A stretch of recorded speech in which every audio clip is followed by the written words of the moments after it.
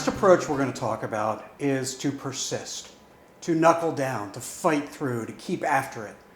This sounds like just being stubborn, but it's actually a proven method. I did a survey on LinkedIn with these 4 different approaches to ask what people preferred, and this had a shockingly low percentage, in the low single digits, of people preferring to fight through it, preferring to persist. Now, there's actually research that supports this. Research was done that asked people to basically estimate the benefits of persistence, and what they demonstrated is that we underestimate consistently the effectiveness of persistence. So here's how this research worked: is they'd give people a problem, have them brainstorm ideas, then they'd ask them, if you keep going, how many more ideas you will have. And most of them thought, very little, I've come up with all of them. And then when they give them that more time and ask them to keep going, they blow away their estimates with far more creativity. Now, as research supports that, what they also found in that same research is that that last tranche of ideas were the most creative. The most creative thinking comes when we persist, when we fight through, when we keep pushing.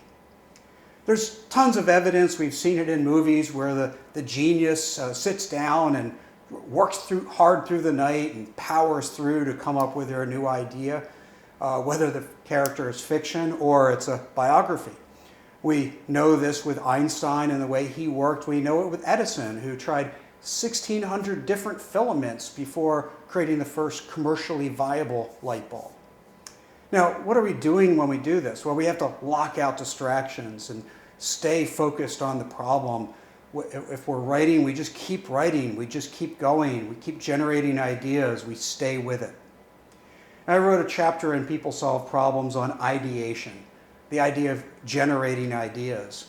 And I articulate my observations in this is that when we're generating a whole list of ideas, whether it's potential problems to work on or potential solutions to solve those problems, the first third are the obvious solutions. Those are the ones that we probably don't need a whole lot of methodology to get to, but they're also not inspiring us in getting the job done. The next third are probably the impossible answers. These are the ones that, sure, we'd like to do this, but it's not feasible. It's not going to work. We don't have the resources, whatever that might be. And only the last third is when we get truly creative. Now, why does this work? So what happens is that we start to combine ideas, back off them a little bit, or take them a little bit further.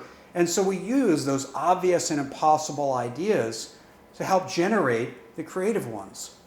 And so we can't just jump to the creative. We kind of have to work our way through that other set. Alex Osborne, who invented what we call brainstorming, and all of us have experienced at some point, had some of the rules, such as no criticism, designed to help a team persist. What Alex wanted was people to generate lots of ideas, and he was looking for ways to reduce the friction to allow teams to keep going. And no criticism, of course, at some point we have to criticize and think critically about the idea, but the point of it was to reduce the friction to stay with a problem. And so that was the goal. Stay with it long enough to get to that final third of creative ideas. So all of these methods are used to help us when we're stuck with a problem. Don't forget this last one, to persist, because it's underutilized, underestimated, and incredibly powerful. So good luck.